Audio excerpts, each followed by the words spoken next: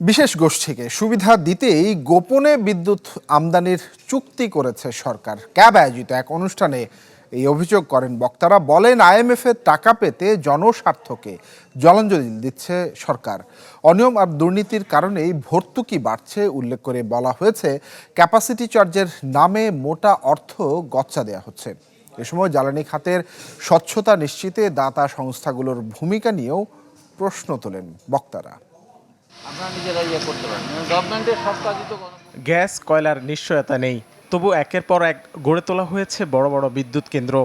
পিডিবির হিসেবে বর্তমানে ২৭,০০০ মেগাওয়াট উৎপাদন ক্ষমতা প্রায় অর্ধেকই বসে থাকে অলস অবস্থায়, যেগুলোর পেছনে মোটা অঙ্কের ভর্তুকি যায় ক্যাপাসিটি চার্জ হিসেবে। বিদ্যুৎ জ্বালানি খাতের এমন সব অসঙ্গতি তুলে ধরতে এই আয়োজন ভোক্তা অধিকার সংগঠন ক্যাবের। আপনি অস্বচ্ছতার পথে হাঁটলেন। বক্তারা বলেন, এই খাতের অপচয়, অনিয়ম আর দুর্নীতির খেসারত দিচ্ছেন সাধারণ মানুষ।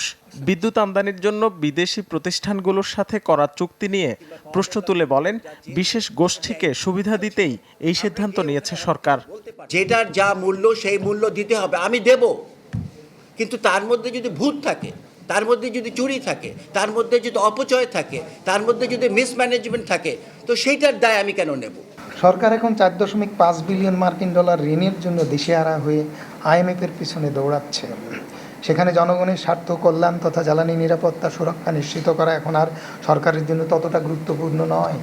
তবে আমি ভর্তুকি কমাতে ধারাবাহিকভাবে গ্যাস বিদ্যুতের দাম বাড়ানোর কঠোর সমালোচনা করেন বক্তারা। বলেন, এই খাতের দুর্নীতি কমানো গেলে প্রয়োজন হতো না দাম বাড়ানোর। অভিযোগ করেন, আইএমএফ এর টাকা পেতে জনস্বার্থকে জলাঞ্জলি দিচ্ছে সরকার। করব না, আমাদের অস্বচ্ছতাকে মোকাবেলা করব না, আমাদের অদক্ষতাকে মোকাবেলা করব না, আমাদের প্ল্যানের ঘাটতিকে মোকাবেলা করব না, আর বিদেশের চাপের কাছে ক্রমাগত নতি স্বীকার করে দেশটাকে বিসর্জন দিব, সেটা তো হতে পারে না। তাদের শর্ত পূরণ করার জন্যে জনগণের ঘাড়ের উপরে বোঝার পর বোঝা চাপাবেন, এটা অনেক অন্যায় করেছেন, অনেক অন্যায় করছেন। এই অন্যায় আর বাড়ায়েন না।